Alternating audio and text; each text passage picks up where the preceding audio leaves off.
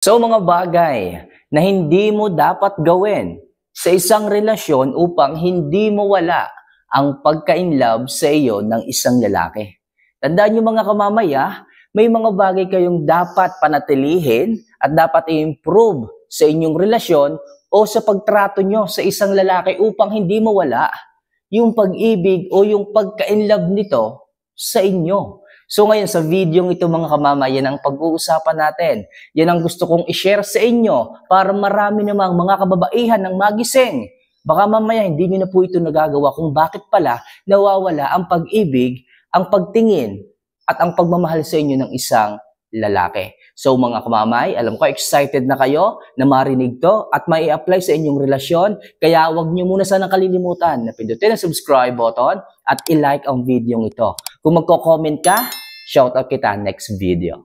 Kung nagawa mo na yung mga bagay na yan, maraming salamat kamamay. At sa mga baguhan nating manonood ngayong araw na to, welcome po sa inyo. Ako po ay gumagawa ng mga love advice na para po sa mga sawi sa pag-ibig at sa mga nangangailangan ng tamang mindset pagdating sa pag-ibig. Kaya mga kamamay, simulan na po natin ang ating topic ngayong araw na to. So ano nga ba yung mga bagay na kailangan mong gawin o dapat mong iwasan upang ang isang lalaki ay hindi mawala ang pag-ibig nito sa iyo?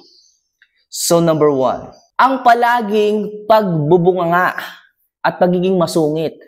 Tandaan niyo mga girls, walang sino mang lalaki ang gugustuhin ng isang babaeng palaging ganyan.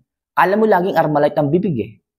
Alam mo palaging hindi napapagod ang mga bibig ng mga babaeng yan. Kailangan mga girls, kayo yung maging kapanatagan ng isang lalaki.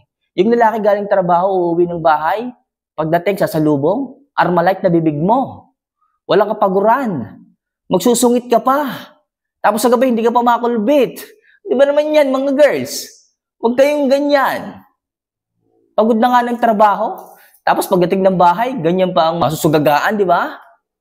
Mga girls, kailangan yung maging mabait, kailangan yung maging maalaga, asikasuhin nyo ang isang lalaki.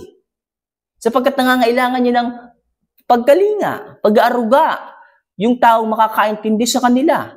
Ang dami ng trabaho, ang dami ng utos ni boss sa trabaho, tapos pag-uwi, magsusungit pa kayo. Eh, pag nangyari sa isang lalaki, eh di sumabog na ang kanyang utak sa pag-iisip kung saan siya lulugar. Kaya mga girls, kung gusto mo na hindi mawala ang pag-ibig sa iyo ng isang lalaki, eh dapat magsimula sa iyo ang peace of mind ng isang lalaki. Okay? Masakit na nga ang ulo niya pag uwi ng bahay, dadagdagan niyo pa? Huwag namang ganon. Kaya mga kamamay, kung gusto mo na maging masaya ang inyong relasyon, mas mahalin ka, hindi mawala yung pag-ibig, kailangan huwag ka nang magsungit at magbunganga sa kanya. Walang lalaki ang gugustuhin yan mga girls. So number 2, ang pagkawala ng pag-aalaga mo sa kanya. Ito nga sinasabi ko sa inyo mga kamamay. Ang isang relasyon kapag ka nawala ang pag-aalaga, ang pag-aaruga, ang concern, malamang sa malamang hindi yan magiging masaya. Sapagkat yan ay isang paraan, yan ay isang instrumento kung paano mo ipapakita at ipaparamdam ang pagmamahal sa isang lalaki o sa isang tao.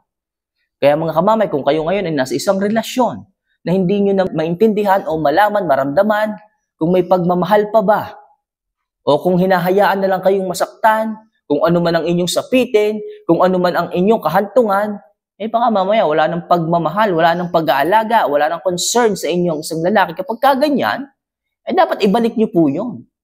Alagaan nyo. Tanungin nyo kung paano nyo siya mas pagsisilbihan. Kung paano nyo sila matutulungan. Kaya nga po kayo nag-asawa eh. Kaya nga po kayo pumasok sa isang relasyon para maging isa. At hindi para maging sakit sa ulo. Okay? So mga girls, kaya inuulit ko sa inyo, kailangan ibalik ninyo ang inyong pag-aalaga sa kanya, yung concern, yung malasakit, para hindi po mawala ang pag-ibig ng isang lalaki sa inyo. So next, ang pagiging boring sa labing-labing. Eto na naman tayo. Kamamay, ano bang magagawa ko? Boring ako sa labing-labing, hindi talaga ako marunong yan. First timer ako sa ganyan. Hindi naman ako nagkaroon ng maraming jowa para maging bihasa sa ganyan. Oo, mga kamamay, tama ka. Sabihin na natin first timer ka sa ganyan sa labing-labing. Pero huwag mo naman sanang ipakita, iparamdam, ipaalam sa isang lalaki na wala kang pagbabago o wala kang ginagawang improvement para matuto. Ang gusto lang naman ng isang lalaki, kung hindi ka maalam, maiintindihan naman niya eh. Ang hindi niya maiintindihan ay yung kawalan mo ng gana para matutunan yung labing-labing ninyo. Eh, ang gusto mo lagi, nakatingin ka lang sa itaas na ganyan. Naghihintay ka lamang ng sibat ni Batman. Di ba naman yan, mga kamamay? Ayun yung tulungan ng isang lalaki. Kaya't nagiging boring palagi ng inyong labing-labing. Kung bakit nawawala na ba, bawasan yung pagmamahal ng isang lalaki kasi ayaw mo isagad ang kaalaman mo. Nahihiya ka pa, ganyan-ganyan pa ako kumapit, para ka nagpuplot. Ano ba naman yan? Ayaw mo man lamang hands-on lahat. Mga girls, pakita mo naman na full support ka. Yung talagang nakiki-operate ka sa mga gusto niyang mangyari. So yung tama at maayos na communication sa pagitan ninyong dalawa, yun ang makakapagbigay ng maayos at satisfied sa isang lalaki para gawin yung labing-labing. Tandaan niyo mga kamamaya, ang isang bagay ay hindi magiging maayos kung hindi niyo pagtutulungan ang dalawa. Kaya nga mag-asawa kayo eh. Di ba? Kaya nga mag-partner kayo eh. Nagtutulungan kayo dapat sa lahat ng bagay. Hindi lamang sa hirap. Sa ganyan din sa sarap, di ba?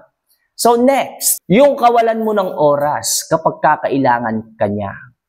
Ito mga kamamay, marami po ang nangyayaring hiwalayan sa isang relasyon kapag ka ito ay nawala sa isang relasyon. Kapag kailangan ka niya sa mga oras na kailangan ka niya tapos wala ka naman. Sa tingin mo, ang isang lalaki ay gaganahan? Ang isang lalaki ay magiging creative sa inyong relasyon kapag kaganyan? Sa tingin mo, magtatagal ang isang relasyon kapag kaganyan? Eh kapag ikaw may kailangan, lagi siyang nandyan eh. Tapos pag siya yung may kailangan, wala ka naman. Hindi ka matagpuan. Hindi mo siya matulungan. Kita mo yung lalaki na stress na sa pag-iisip kung saan kukuha ng pambayad ng kuryente. Tapos ikaw, anong ginagawa mo? Nakasiting pretty ka lang. Hindi mo malang siya tinutulungan. Hindi mo malang siya magawang makausap. Kausapin. Tanungin kung anong may tutulong mo. Halos pagod na pagod sa trabaho, kinukulang mo yung sahod. Tapos ikaw, ihingi pa na kung ano-anong gastusin mo pansarili. Hindi ka man lamang makapag-sideline. Mga girls naman, mag-partner kayo. Hindi kayo mayroong isang sugar daddy na po pwede nyo palaging hingan. Uubusan din po mga yan. Tulungan dapat kayo mga girls. Hindi yung palaging umaasa na lang kayo sa kanya, humihingi sa kanya, para maubusan siya. Kaya nga kayo mag-asawa, hindi mo kailangan i-stress yung isang tao para sa mga bagay na kinakailangan mo. Kailangan tulungan kayo dyan mga kamamay. Di ba? So, anong dapat nyong gawin? Pakinggan siya at dapat nandiyan kayo palagi sa lahat ng oras. Hindi yung kapag may kailangan lang kayo, dyan lang kayo magaling. Okay? Isa yan mga kamamay sa mga bagay na hindi nyo dapat gawin pagdating sa inyong relasyon. Para sa ganun, hindi mawala ang pagmamahal ng isang lalaki sa inyo. And last, yung gusto mo na ikaw palagi ang tama. Ito, napakaraming ganito eh. Mga girls, napakaraming yung ganito. Hindi dahil mas matanda ka sa isang lalaki, hindi dahil above ka ng edad sa partner mo ngayon, sa asawa mo ngayon, eh kailangan mo nang maging bossy. Tandaan mo, siya pa rin ang lalaki sa inyong relasyon. Kailangan marunong ka sumunod sa mga gusto niyang sabihin. Kailangan marunong kayong magpasunuran sa mga bagay-bagay kung alam niyo kung sino yung tama at mali. Okay? So mga girls hindi kesyo mas maedad kayo o mas above kayo sa kanila, kayo na dapat palagi ang masusunod. Tandaan nyo, mga babae kayo at ang mas may karapatan pa rin dyan na magdesisyon ay ang isang lalaki. Kaya bilang isang babae, matutong makinig, matutong magpasensya, matutong sumunod kung alam nyo namang tama ang sinasabi ng isang lalaki. Hindi yung nagiging feeling bossy kayo, na dapat kayo ang masusunod. Kung bakit palagi kayong nag-aaway, kung bakit palagi kayong nagkakatampuhan, dahil lamang sa issue na yan. Ikaw ang gusto mo palaging masusunod. Hindi po pwedeng, hindi mapapansin yung sinasabi mo kahit mali na. So mga kamamay, baguhin nyo yung ugaling yan, baguhin nyo yung toxic na ugali nyo yan. Para sa ganun, hindi mawala ang pagmamahal, ang pagtrato ng tama sa iyo ng isang lalaki. So mga kamamay, ilan lang po yan sa mga bagay na kailangan nyong iwasang gawin para hindi po mabawasan o mawala ang pag-ibig o ang love ng isang lalaki sa inyo. For more video and love advice na kagaya nito mga kamamay, sana po ay masubscribe nyo yung ating channel at ma-like po ninyo yung video ito para sa mas marami pang advice na maaari kong i-share sa inyo. So paano mga kamamay, mahal ko po kayo. See you for our next vlog. Paalam.